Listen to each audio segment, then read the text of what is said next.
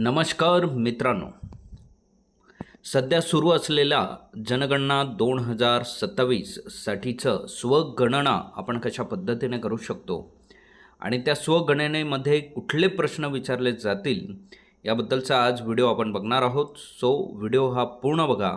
तुम्हाला जर तुमची स्वगणना करायची असेल तर या प्रश्नांची उत्तरं जर तुम्ही अगोदरच तुमच्याकडे असतील तर तुम्हाला कमी वेळामध्ये तुम्ही तुमचा तो फॉर्म भरू शकतात.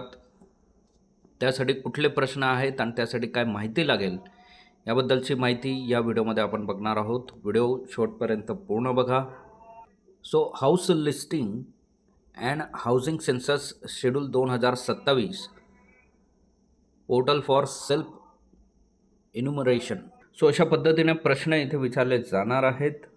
यासाठी महत्त्वाची वेबसाईट लक्षात घ्यायची https://se.census.gov.in. या वेबसाईटला गेल्यानंतर तुम्हाला तुमचा मोबाईल नंबरने हाऊस नंबरने लॉग इन करायचं आहे आणि त्यानंतर असे प्रश्न तुम्हाला विचारले जातील. पहिले तुमची लाईन नंबर असेल, कुठल्या लाईनमध्ये तुम्ही राहतायत. त्यानंतर तुमचा बिल्डिंग नंबर असेल, municipal or local authority or सेन्ससने जो नंबर दिला असेल अगोदर तो नंबर असेल. त्यानंतर सेन्सस हाऊस नंबर असेल. आता पुढील प्रश्नांमध्ये तुमच्या घराबद्दलची माहिती तुम्हाला द्यायचं आहे.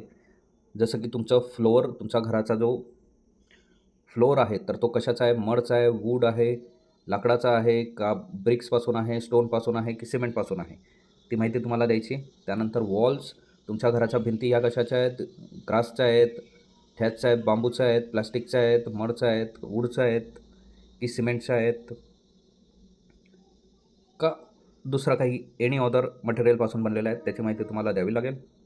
त्याचबरोबर रूफ, तुमच्या घराचे छत हे कशा पद्धतीचं आहे, सिमेंट आहे, मातीचं आहे, प्लास्टिक आहे, हँडमेड आहे स्टाईल्सचं का मशीनमेड स्टाईल्सचं आहे, तर पूर्ण माहिती तुम्हाला इथे द्यायची आहे तुमच्या घराबद्दल. त्यानंतर पुढचा प्रश्न आहे, a certain use of a census houses. So तुमचं जे सेन्सस हाऊस आहे तर त्याचा तुम्ही ॲक्च्युअल यूज कसा करतायत ते तुम्हाला द्यायचं आहे. तर तुम्ही रेसिडेन्ससाठी करतायत का रेसिडेन्स कम अदर यूजसाठी तुम्ही करतायत, शॉप किंवा ऑफिसेससाठी तुम्ही करतायत, स्कूल किंवा कॉलेजसाठी करतायत, हॉटेल किंवा लॉजसाठी करतायत, हॉस्पिटलसाठी करतायत, फॅक्टरीसाठी करतायत की कुठल्या अजून वेगळ्या कारणासाठी तुम्ही त्या घराचा वापर करतायत ते तुम्हाला यात मेन्शन करायचं आहे. त्याचबरोबर if code 1 or 2 in column 7 condition of the census house, तर 1 असेल तर गुड, लिवेबल असेल तर 2 आणि डिलॅपिडेटेड असेल तर 3. म्हणजे कंडिशन्स त्याची तुम्हाला मेन्शन करायची. ते चांगले असेल तर गुड आहे, लिवेबल राहण्यासारखे असेल तर ठीक आहे किंवा मग डिमॉलिश होण्याच्या या मार्गावर असेल तर 3 तुम्हाला इथे पुटअप करायचं. त्याचबरोबर fill the census house is use wholly or partly as a residence. तुमचं घर हे पूर्णपणे राहण्यासारखं जर असेल, हाऊसहोल्ड नंबर जसं की gives a separate serial number to each household and write 999 for every institutional household. इथे this will be auto generated. हे जो प्रश्न आहे हा ऑटो जनरेट होणार आहे त्या सॉफ्टवेअरमध्ये, ॲप्लिकेशनमध्ये, त्यामुळे त्याची काळजी तुम्हाला करायची गरज नाही आहे. Total number of a persons normally residence in this household. So total किती लोक या घरात राहतात तुम्ही ते तुम्हाला इथे मेन्शन करायचं आहे. 11, 12, 13 जी information related to the head of the household, घराचा मुख्य व्यक्तीशी रिलेट करणारी ही आहे. जसं की name of the head of the household, घराचे जे कर्ते धर्ते आहेत त्यांचं नाव इथे तुम्हाला मेन्शन करायचं आहे. त्यांचं मेल आहेत, फिमेल आहेत, ट्रान्सजेंडर आहेत ते तुम्हाला मेन्शन करायचं आहे. कास्ट तुमची SC, ST का ऑदर आहे ते तुम्हाला इथे मेन्शन करायचं आहे. Ownership status of this house, घर तुमचं स्वतःचं ओन आहे, रेंटेड आहे का rented and doesn't own by any house, any other. तुम्ही सध्या राहत असलेलं रेंटेड असेल पण तुमच्याकडे दुसरं एक ओन असेल तर त्याचंसुद्धा ऑप्शन्स इथे दिलेलं आहे. सो जे ऑप्शन तुम्हाला सूट होते ते ऑप्शन तुम्ही इथे सिलेक्ट करायचं आहे. Number of dwelling rooms exclusively in a possession of this household. So rooms त्या घराला किती आहेत. Do not include kitchen, bathroom, latrine, store room, passageway and verandas. Include living room, bedroom, dining room, drawing room, study room, servant rooms and other rooms. So kitchen वगैरे involve नाही करायचं आहे. म्हणजे 2 BHKमध्ये जसं आपण 2 बेडरूम, 1 हॉल आणि 1 kitchen असं mention करतो तर तुम्हाला फक्त रूम्स इथे मेन्शन करायचे आहेत, किचन आणि टॉयलेट बाथरूम सोडून. मग बेडरूम असेल, हॉल असेल तर तेवढे रूम तुम्हाला इथे नंबर टाकायचं आहे की एवढ्या रूमचं आमचं घर आहे. Number of married couples living in this household. So किती मॅरिड कपल राहतात त्या घरामध्ये ते तुम्हाला मेन्शन करायचं आहे. मेन सोर्स ऑफ ड्रिंकिंग वॉटरचा काय सोर्स आहे तुमच्याकडे पिण्याचा पाण्याचा, तर टॅप वॉटर आहे, नळ कनेक्शनने आहे का, विहीर आहे का, हँडपंप आहे का, ट्यूबवेल आहे, तर कुठल्या पद्धतीने पिण्याचं पाणी तुमच्या घरी येतं ते तुम्हाला इथे मेन्शन करायचं आहे.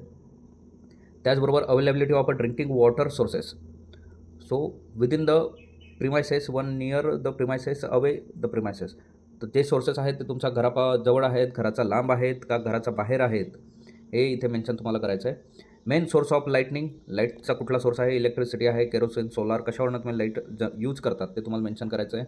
Access to latrine, yes exclusively for household use only one, shared with the other household, public latrine, आणि हे तुमच्याकडे असणाऱ्या संडासाचे प्रकार कसा आहे, तुमचा सेपरेट आहे का तुम्ही कॉमन ठिकाणी जातात ते तुम्हाला इथे मेन्शन करायचं आहे. वीस then a type of latrine, give code from the list. So flush pour flush latrine connected, sir त्या लॅट्रिनची परिस्थिती कशी आहे, ते कनेक्टेड आहे, सेप्टिक टँक आहे त्याला का, पाईप सेवर सिस्टीम आहे, ट्विन पिट लॅट्रिन आहे, सिंगल पिट लॅट्रिन आहे, ते तुम्हाला इथे मेन्शन करायचं आहे या ऑप्शन्समधनं सिलेक्ट करून. Waste water outlet connected to close drainage, open drainage, no drainage, so तुमचं सांडपाण्याचा सोर्स आहे कुठल्या याला कनेक्टेड आहे ते तुम्हाला इथे मेन्शन करायचं आहे.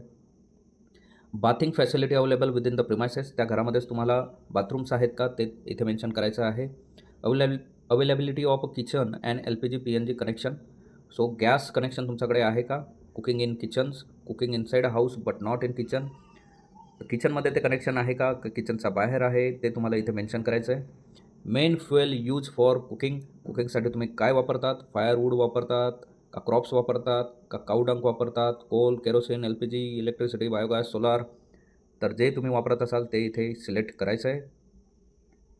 Asset possess by the household, so तुमच्याकडे कुठले कुठले इक्विपमेंट आहेत, रेडिओ ट्रान्समीटर आहे का, टेलिव्हिजन आहे का, ॲक्सेस टू इंटरनेट आहे तुमच्याकडे, लॅपटॉप कम्प्युटर आहे का, तर या सगळ्या गोष्टी तुम्हाला इथे मेन्शन करायच्या. टेलिफोन अँड मोबाईल नंबर आहे का,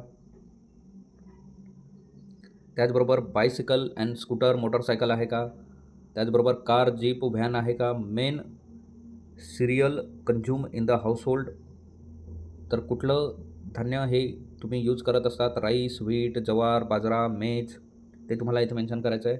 मोबाईल नंबर हा तुमचा ऑटोफिल येणार आहे त्यामुळे तिथे काही भरायची गरज नाही.